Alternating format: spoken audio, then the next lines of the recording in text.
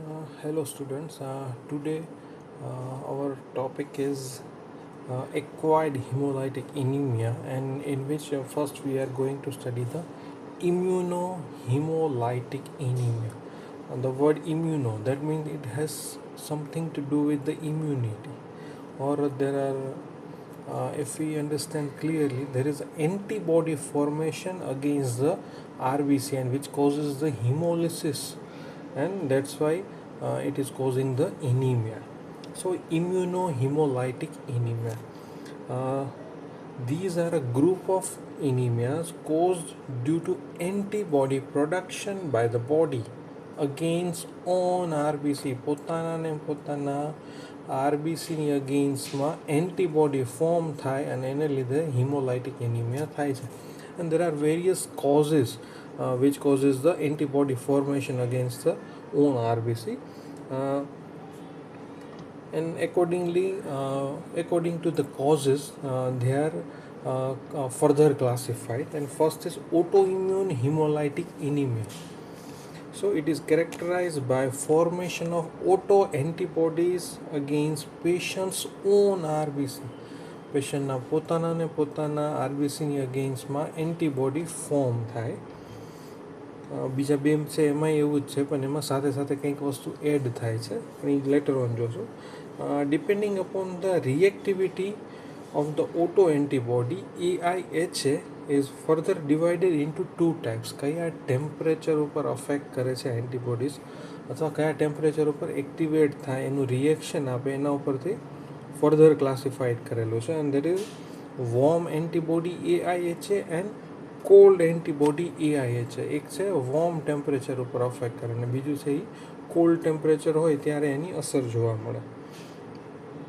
So in warm on antibody AIHA, antibodies are reactive at body temperature, that is around 37 degrees Celsius. Antibodies છે એ reactive છે, એનું reaction આપે છે, આરબીસીની membrane સાથે એ bind થાય છે. Here coating of RBC are generally IgG class. એ અલગ અલગ ટાઈપના એન્ટીબોડી હોય, ઇમ્યુનોગ્લોબ્યુલિન્સ હોય, એમાં એક છે IgG ક્લાસ. અહીંયા વોર્મ એન્ટીબોડીમાં યુઝ્યુઅલી IgG ટાઈપના એન્ટીબોડીઝ છે એ ઇન્વોલ્વ થાય, and occasionally IgA, it is the another type of antibody. Human RBC coated with IgG are bound to surface of RE cells, especially splenic macrophages. તો જે આરબીસીની સાથે આઈજીજી જોડાયેલા હશે એ સ્પ્લીનના આરી સેલ્સ સાથે એટેચ થશે, એની સાથે બાઉન્ડ થશે. A part of cell membrane is lost, resulting in spherical transformation of RBC. અને એ જે આઈજીજી અને સ્પ્લેનિક મેક્રોફેજીસ છે એ એની સાથે એટેચ થયા, એ પ્રોસેસમાં જે આરબીસીની મેમ્બ્રેન છે એનો અમુક પાર્ટ છે એ લોસ્ટ થઈ ગયો, અને જે બાયકોન્કેવ શેપ હતો એ now converted into the spherical shape. And it is also called as acquired spherocytosis. Next, RBC coated with IgG along with complement 3, that is C3, on the surface further promotes RBC leukocyte interaction, accounting for more severe hemolysis. એક એની સાથે આઈજીજી attach થયેલા છે, સાથે સાથે C3 component compliment છે, એ compliment system જે તમે ફિઝિયોલોજીમાં ડિટેલ્સમાં ભણ્યા જ છો, ઇમ્યુનિટીમાં આવે, તો એ C3 કમ્પોનન્ટ એની સાથે બાઇન્ડ થશે, આઈજીજી એ બાઇન્ડ થશે, અને એને લીધે આરબીસી લ્યુકોસાઇટનું ઇન્ટરેક્શન થશે અને હેવી હિમોલિસિસ થશે. હવે નેક્સ્ટ એવું થશે કે આવા જે આઈજીજી છે એ જ્યારે સ્પ્લીનમાંથી પાસ થાય તો સ્પ્લીન એને આવા આઈજીજી બાઉન્ડ આરબીસી જ્યારે સ્પ્લીનમાંથી પાસ થાય તો સ્પ્લીન એને કોટ કરી લેશે, અને એનું પછી લિસિસ થશે, હિમોલિસિસ થશે. તો ફરીથી જોઈએ તો આમાં શું થાય છે, એક તો 37 ડિગ્રી સેન્ટીગ્રેડ ટેમ્પરેચર છે, એના ઉપર આઈજીજી એન્ટીબોડીઝ છે એ રિએક્ટિવ છે, they bind with the RBC membrane. Such RBC with IgG are caught up with the RA system, that is splenic macrophages. Next IgG bound RBC છે એ C3 કમ્પોનન્ટ સાથે bind થશે અને એનાથી આરબીસી અને ડબલ્યુબીસીનું interaction થશે અને એનું હિમોલિસિસ થશે, બરાબર. તો એમાં પેશન્ટમાં સિમ્ટમ્સ શું જોવા મળે? તો ડિઝીઝ ઇડિયોપેથિક, એનું કંઈ કોઝ નથી ખબર અને can occur at any age or in the both sexes equally, બધામાં એક સરખી ઇફેક્ટ આપશે. તો કેવા પેશન્ટમાં જોવા મળે કે એવા પેશન્ટ કે જેને કોઈ બીજા ઇમ્યુનોલોજિકલ ડિઝીઝ છે, એની ઇમ્યુનિટી ડિઝીઝ લેવલે છે, તો એમાં જનરલી આ બધા સિમ્ટમ્સ વધારે જોવા મળે. Like in cases of SLE, lymphoma, leukaemia, ટૂંકમાં એ બધી ડિઝીઝ કન્ડિશનમાં વધારે જોવા મળશે. અને patient might have remission and relapse. એક એવું નથી કે કન્ટિન્યુઅસ રહે છે, વચ્ચે વચ્ચે ક્યારેક ક્યારેક એના એપિસોડ આવશે, વળી થોડો ટાઈમ સારું થઈ જાય, વળી પાછા સિમ્ટમ્સ અપિયર થાય. અને symptoms will be like chronic anaemia of varying severity with remission and રિલેપ્સ.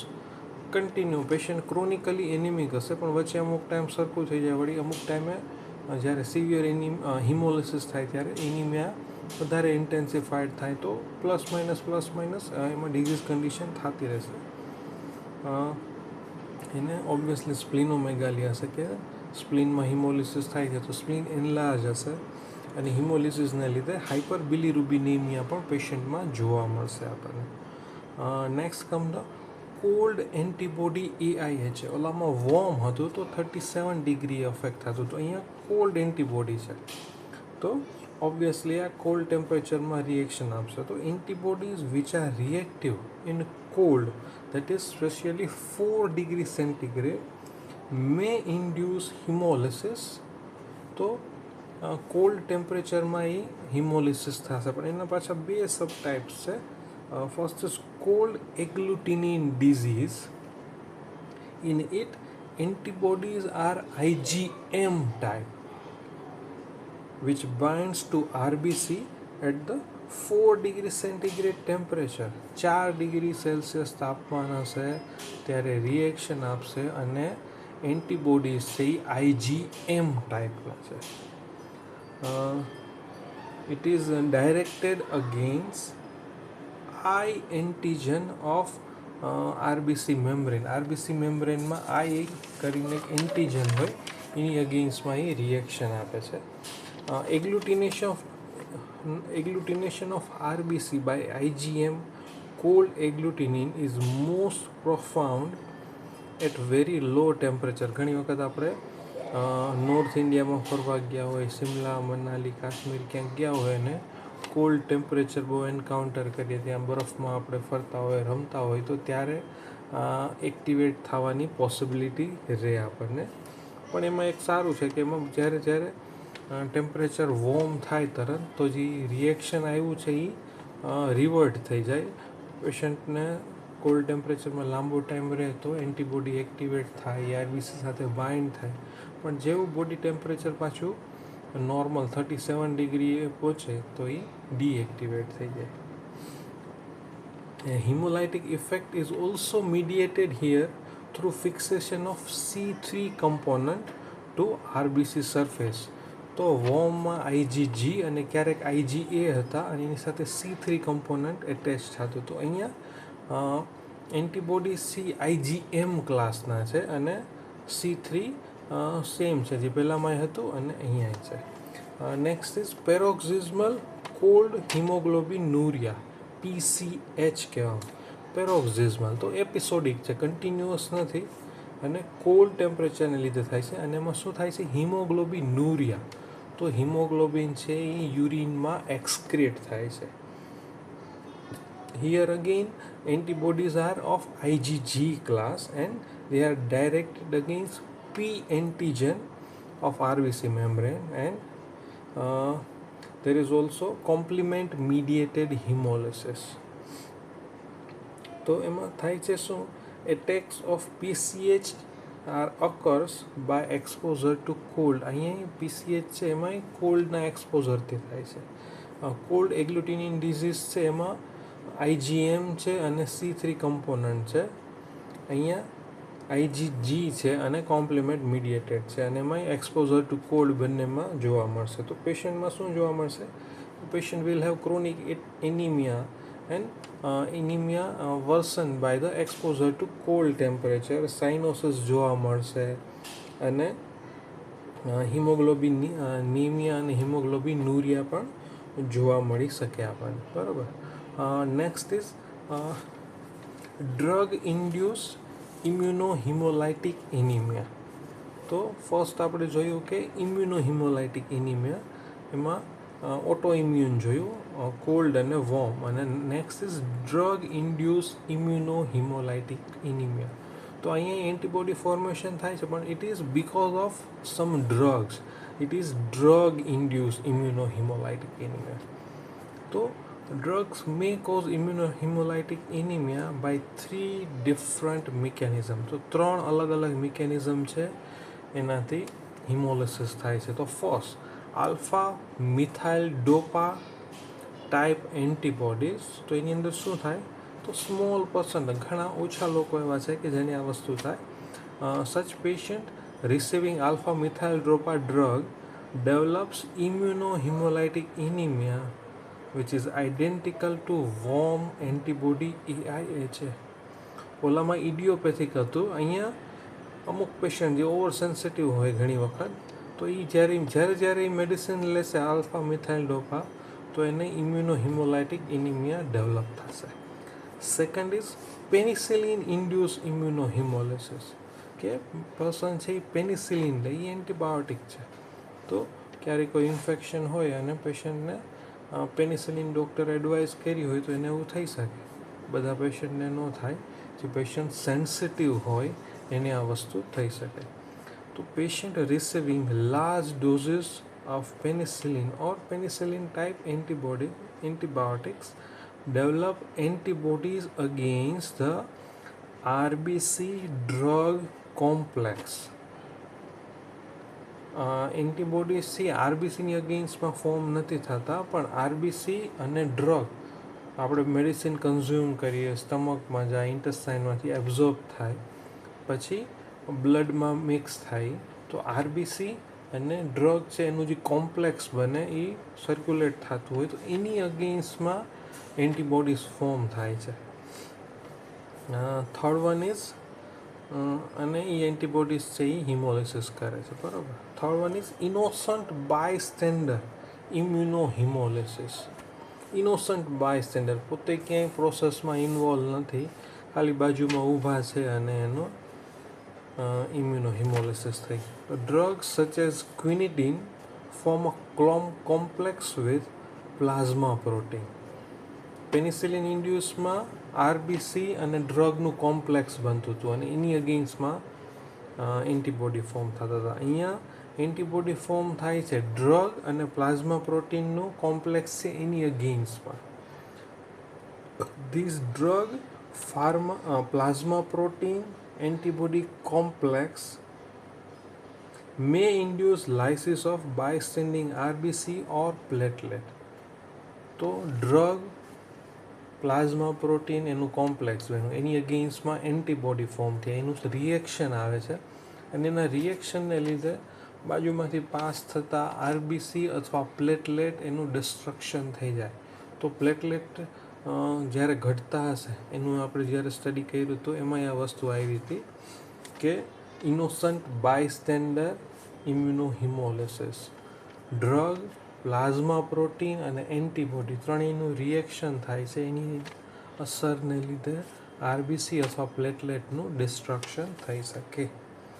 In above all 3 type, alpha methyldopa type antibodies, penicillin induce or innocent bystander, ત્રણેયમાં મેડિસિન લેવાની બંધ કરી દેવામાં આવે તો ડિઝીઝ છે રિવર્ટ બેક ટુ નોર્મલ.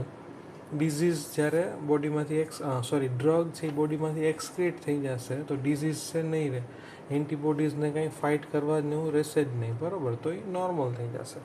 તો In above all three, discontinuation of the drug results in gradual disappearance of hemolysis. ધીમે ધીમે હિમોલિસિસ ડિસઅપિયર થઈ જશે. પણ અહીંયા એક વસ્તુ ખાસ ધ્યાન રાખવાની કે પેશન્ટને આ વસ્તુથી અવેર કરાવવાનું, પેશન્ટને કહી દેવાનું, પેશન્ટને લિસ્ટ આપી દેવાનું કે ભાઈ તમારે આ મેડિસિન કન્ઝ્યુમ કરવાની નથી, કારણ કે ભવિષ્યમાં પાછું જ્યારે એ મેડિસિન લેશે તો પાછું હિમોલિસિસ થઈ શકે. તો એ પેશન્ટને તમે કાગળમાં લખીને આપી દીધો તો પેશન્ટને નેક્સ્ટ ટાઈમ તમારી પાસે આવે અથવા બીજા કોઈ પણ ડૉક્ટર પાસે જાય તો એ એક પેપર કાઢીને આપી દે કે ભાઈ મને આ દવા માફક નથી આવતી, આનું રિએક્શન આવે છે. તો એ વસ્તુ ખાસ આપણે ધ્યાનમાં લઈ શકીએ. Next is isoimmune haemolytic anaemia. તો they are caused by acquiring iso antibodies or allo antibodies by blood transfusion, pregnancies, and in hemolytic disease of newborn. These antibodies produced by one individual are directed against RBC of another individual. એકની અંદર antibodies, કોઈ એક પર્સનના antibodies છે એ બીજા પર્સનના બ્લડમાં mix થાય અને ત્યાં જઈને હિમોલિસિસ કરે. તો અલગ અલગ કન્ડિશનમાં આ વસ્તુ પોસિબલ થાય. ફર્સ્ટ આપણે કીધું કે બ્લડ ટ્રાન્સફ્યુઝન. જ્યારે બ્લડ ટ્રાન્સફ્યુઝન કર્યું તો યુઝ્યુઅલી કોઈ પર્સનનું જે બ્લડ હશે તો એની અંદર એન્ટીબોડીઝ હોવાના જ છે. તો એ બીજા પર્સનના બોડીમાં જાય, એની સાથે જો એ કમ્પેટેબલ ન હોય તો એનું રિએક્શન આવે, આરબીસી અને એન્ટીબોડીઝ છે એનું ઇન્ટરેક્શન થાય અને હિમોલિસિસ કરી શકે.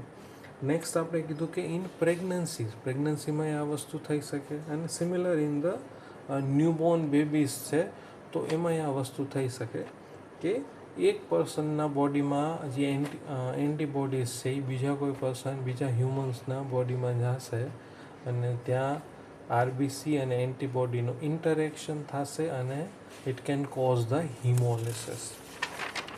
Next we have the microangiopathic hemolytic anemia. So it is caused by mechanical trauma to RBC in the circulation.